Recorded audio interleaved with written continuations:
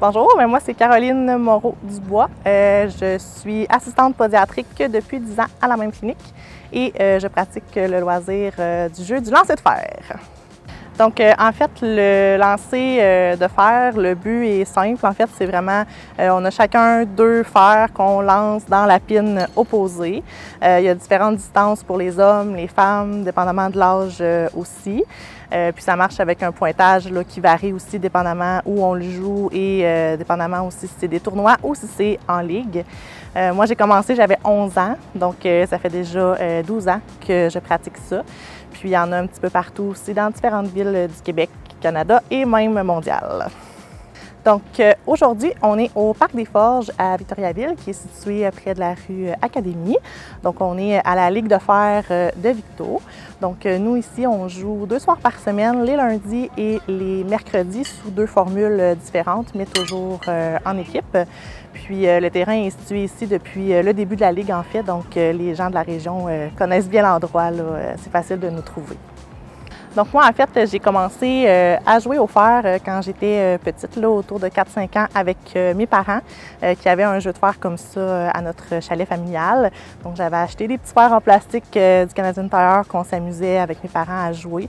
Puis petit à petit, j'ai commencé à les suivre dans leur ligue, dans leurs tournois. Puis j'ai commencé à connaître plus de gens aussi. Il y avait beaucoup aussi d'enfants et d'ados dans ces années-là. Donc ça m'a amené à me faire des amis et à embarquer dans la ligue et dans les tournois provinciaux aussi par la suite. Donc nous ici, on est la Ligue de fer de Victo. En fait, ça a débuté en fait en 1969. Dans le temps, ça s'appelait la Ligue de fer O'Keeffe. Puis ça a fait son entrée avec la Fédération des clubs de fer du Québec en 1971 aussi. Donc c'est un organisme à but non lucratif. Puis nous, en fait, les joueurs payent un certain montant pour pouvoir jouer pendant la saison. Ça inclut aussi leur souper et leur soirée de fin d'année. Puis à la fin d'année, les montants accumulés sont remis en bourse à nos joueurs, là, à nos membres en fait de la Ligue de fer.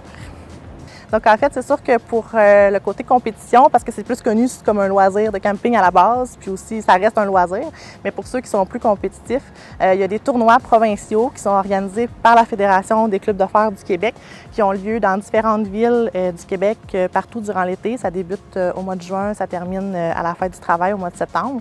Il y a aussi le volet canadien, donc il y a vraiment des championnats canadiens qui à chaque année ont lieu dans différentes villes canadiennes et autres provinces aussi. Puis, il y a le plus gros qui est le championnat mondial qui majoritairement a lieu aux États-Unis chaque année aussi. Puis, c'est sûr que pour les gens plus compétitifs, c'est plaisant parce que c'est vraiment divisé selon le calibre de chaque personne. Donc, on peut compétitionner avec des gens qui ont le même calibre que nous. Donc, c'est vraiment autant loisir, amusant que niveau compétition, ça rejoint un petit peu tous les genres de participants. Donc en fait, moi je vais vous parler des championnats, pas championnats, mais tournois provinciaux que je fais chaque année. Donc dans différentes villes du Québec, les gens, c'est vraiment de façon individuelle. On n'est pas obligé nécessairement d'arriver avec quelqu'un ou une équipe préformée. C'est sûr qu'il y a des différents affichages avec les équipes. À savoir là, comment on joue en fait, est-ce que c'est en simple, est-ce que c'est en double. Donc en fait, quand on a au début de l'année notre calendrier, on sait à quelle date et à quel endroit ça a lieu et la formule. Donc selon nos moyennes respectives, on peut savoir si on joue seul ou en équipe et si on doit apporter un joueur là, avec qui jouer. Donc moi, chaque année, j'en fais quelques-uns. C'est sûr, je fais celui ici à Victo, mais je fais aussi Saint-Germain-de-Grand-Anne. Des fois, je vais jusqu'à Blainville. Puis, en fait, là, quand on arrive le matin, on s'inscrit. Ensuite, on a du temps pour pratiquer, se mettre à l'aise, s'habituer au terrain parce que ça varie vraiment d'endroit en endroit. Puis, par la suite, le tournoi débute. Et à la fin du tournoi, là, il y a toujours la remise des bourses. Puis après ça, des fois, il y a des petits soupers plus amicaux, dépendamment là, de l'endroit où ça se fait. Donc, en fait, l'histoire des fers, ça a débuté en 1969 ici à Victo. En fait, ça, c'est ce que je sais. L'histoire du fer général, je sais que ça date d'il y a beaucoup plus longtemps.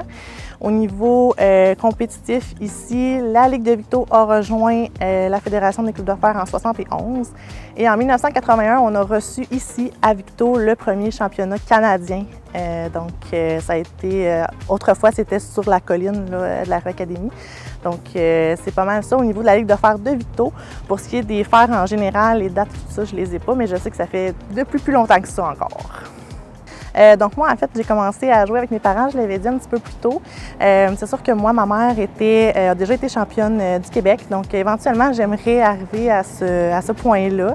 Ce serait vraiment mon but ultime, là, éventuellement, d'arriver à gravir les classes, là, puis à me rendre jusque-là. Sinon, en temps régulier, dans la Ligue de fer comme dans les tournois, mon but premier, c'est toujours de m'amuser, d'avoir du plaisir avec les gens que je côtoie. Puis il y a un petit côté compétitif qui embarque que j'aime bien aussi. Donc c'est sûr que c'est vraiment à la base le plaisir, mais de toujours me dépasser moi-même pour éventuellement peut-être un jour rejoindre ma mère. Donc en fait, c'est sûr que ça reste son loisir comme on a dit tantôt, mais quand on joue en simple, c'est vraiment 1 contre 1, donc on marche beaucoup. Des fois, dans une partie, on peut lancer jusqu'à 50, 60 fers. Fait que c'est sûr qu'une partie peut durer une trentaine de minutes, puis on peut en jouer de 8 à 10 parties dépendamment. Fait que c'est sûr qu'au niveau de la marche, c'est excellent aussi.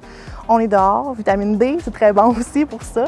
Fait que c'est sûr que c'est vraiment au niveau de la marche, puis tout ça, c'est vraiment, on s'en rend pas compte, mais on bouge beaucoup en le faisant. Puis on n'a pas l'impression de justement forcer ou quoi que ce soit là, pour bouger. Donc c'est sûr qu'au niveau aussi mental, c'est très psychologique. Les fers quand même, ça prend une bonne concentration, ça prend un bon focus aussi. Puis tout dépend aussi comme on change de terrain à travers les différentes villes puis tout ça. Comme ici, il y a une colline, ceux qui ne sont pas habitués de jouer avec une colline, ça joue beaucoup aussi sur la façon dont on se place, la façon dont on focus sur la pine qui est à l'autre bout. Fait que ça, c'est un gros aspect. Puis c'est sûr qu'au niveau concentration, il faut réussir à rentrer dans notre bulle quand on joue compétitif pour vraiment éliminer tous les sons autour parce que tout le monde joue, il y a beaucoup de bruit. Ça s'encourage quand ça joue en double, donc tu entends les autres boîtes autour. Puis des fois aussi, il se passe des choses hors terrain qu'il faut essayer d'éliminer le plus possible si on veut rester focus dans notre partie à nous.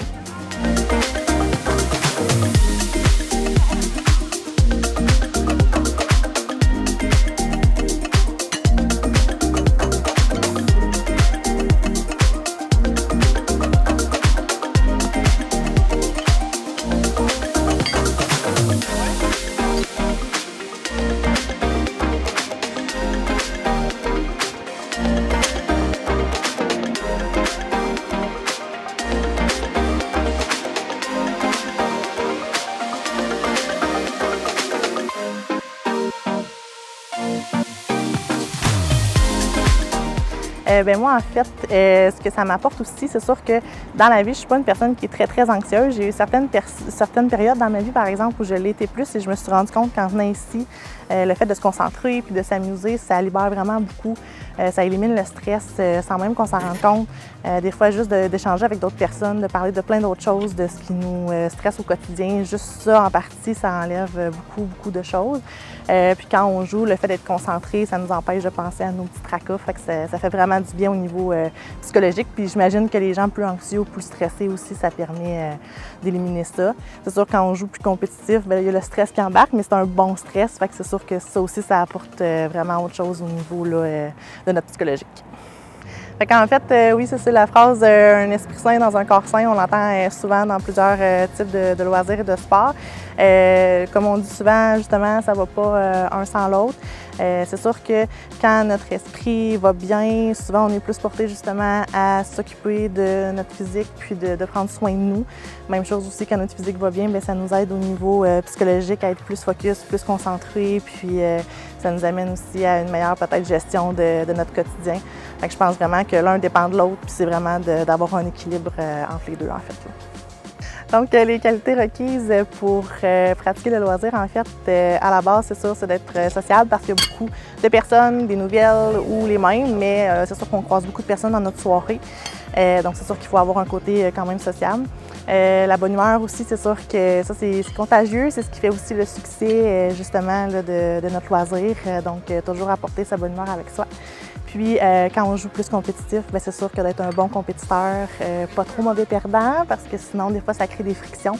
Fait que c'est sûr que d'avoir un bon côté compétitif, ça apporte un plus là, au loisir, en fait. Puis, donc, c'est vraiment, je dirais vraiment une bonne compétition, une saine compétition, puis beaucoup de plaisir. Donc, c'est sûr que s'il y en a qui sont intéressés à débuter ou qui ont déjà joué sur un terrain de camping, mais qui ne connaissent pas trop les ligues et tout ça, nous, en fait, on a quand même un comité là, de 8-9 personnes qui sont là pour vous aider, pour vous expliquer comment nous, on fonctionne, parce que c'est comme je disais au départ, ça varie d'endroit en endroit. Mais on est là pour vous aider, on est là pour vous intégrer aussi. Puis les gens ici sont tous vraiment très sociables. Donc, quand vous arrivez, vous n'avez pas l'impression d'être mis à part. Il y a toujours quelqu'un qui va aller vous voir. Fait que c'est sûr que vous êtes quand même intégré facilement à la gang. Puis, si vous arrivez, vous êtes seul, vous n'avez pas de joueur, on a une formule qui permet à la pige au hasard. Donc, vous êtes jumelé avec quelqu'un. Ça vous fait aussi des contacts. Puis si jamais vous arrivez avec quelqu'un puis vous souhaitez jouer avec, c'est possible aussi un soir de semaine. Donc, peu importe que vous soyez seul ou entre amis, il y a toujours de la place pour tout le monde. Au début, moi, quand ça a commencé, petite, c'était un loisir pour moi. Ça devient un sport en vieillissant. Ça devient quelque chose qu'on pratique avec plaisir, avec compétition. Puis c'est vraiment plaisant parce qu'il y a différents groupes d'âge aussi. Fait que tout se mixe ensemble. Ça fait vraiment une belle grande famille. Puis je pense que c'est vraiment quelque chose qui est à découvrir, qui est peu connu encore, que ça reste vraiment au niveau des terrains de camping. Mais je pense qu'il y a plus à aller chercher. Puis on est toujours bien reçu partout, peu importe, là, dans différentes ligues, que ce soit des ligues qui soient connues, qui soient enregistrées ou pas.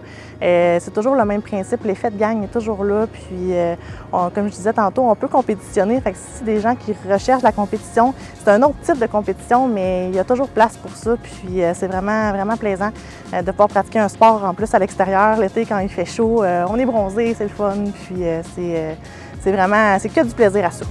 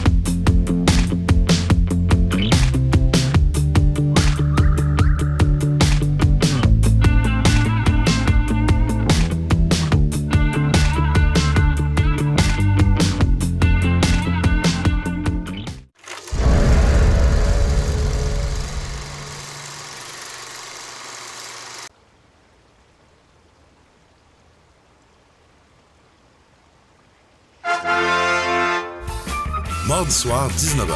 Plus de 1500 $ à gagner. Télébingo, rien d'autre.